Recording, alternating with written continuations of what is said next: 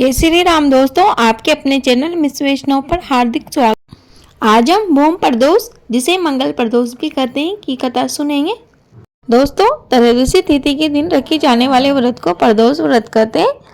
जब सभी देवी देवताओं ने त्रयोदशी तिथि को अच्छा न मानकर त्याग दिया था, तब भगवान शिव ने इस तिथि को अपनाया था और यह प्रदोष व्रत नाम से जाने जाने लगी। जिस भी दिन त्रयोदशी तिथि होती है, उसी वार के अनुसार उस प्रदोष व्रत का नाम होता है। भगवान शिव त्रयोदशी व्रत करने वाले मानवों का हमेशा हाथ पकड़ कर रखते हैं। जो त्रयोदशी तिथि मंगलवार को पड़ती है, वह मंगल प्रदोष कहलाती है। मंगल प्रदोष को ही भूम प्रदोष कहते हैं। हनुमान जी भी शिव जी के अवतार हैं, अतः मंगल प्रदोष व्रत करने से हनुमान जी की भी कृपा प्राप्त होती है।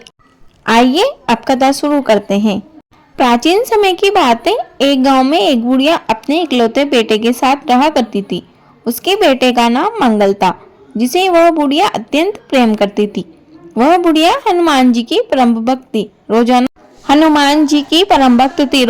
हनुमान जी की सेवा पूजा किया करती थी। रोजाना स्नान आदि करके भोजन बनाकर पहले हनुमान जी को भोग लगाती थी, फिर अपने बेटे मंगल को खिलाती थी। अंत में वह स्वयं भोजन करती थी। यह उसका नित्य नियम था।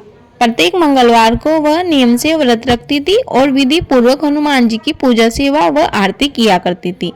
वह मंगलवार के दिन ना तो घर को लीपती थी और ना ही मिट्टी खोदती थी। बुढ़िया माँ को व्रत करते हुए अनेकों दिन बीत गए। हनुमान जी उसकी भक्ति से बड़े प्रसन्न हुए।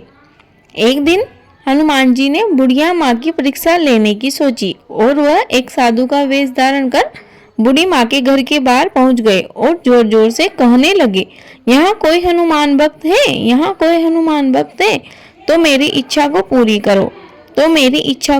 करो। साधु बाबा की आवाज सुनकर बुढ़िया माँ बाहर आ गई और साधु से पूछने लगी, आपकी क्या इच्छा है महाराज?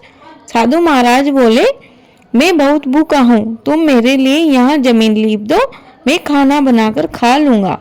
इस पर बुढ़िया ने कहा, महाराज, लीपने व खोदने के अलावा कोई दूसरा काम हो तो बताइए। इस बात को सुन साधु ने बुढ़िया के हाथ में जल देकर 3 बार संकल्प करवाया। जो भी वह कहेंगे वह करना पड़ेगा। बुढ़िया ने खुशी खुशी संकल्प ले लिया। इसके बाद साधु बुढ़िया से बोला, यदि तू मेरे लिए जमीन नहीं लीप सकती तो अपने बेटे को बुला, मैं उसकी पीठ पर आग जलाकर खाना बना लूंगा। बुढ़िया माँ के पैरों तले जमीन खिसक गई, परंतु वह कर भी क्या सकती थी। उसे बहुत दुख हुआ, परंतु वह साधु से मना भी नहीं कर सकती थी क्योंकि वह वचनबद्ध थी। उसने दुखी मन से अपने बेटे मंगल को बुलाया। साधु बाबा ने कहा, बुढ़िया माँ, तुम्हें ही तो इसकी पीठ पर आग जलानी है। बुढ़िया दुखी मन से लकड़ियां अपने बेटे की पीठ पर जमाने लगी और आग जला दी और वह तुरंत ही अपने घर के अंदर चली गई।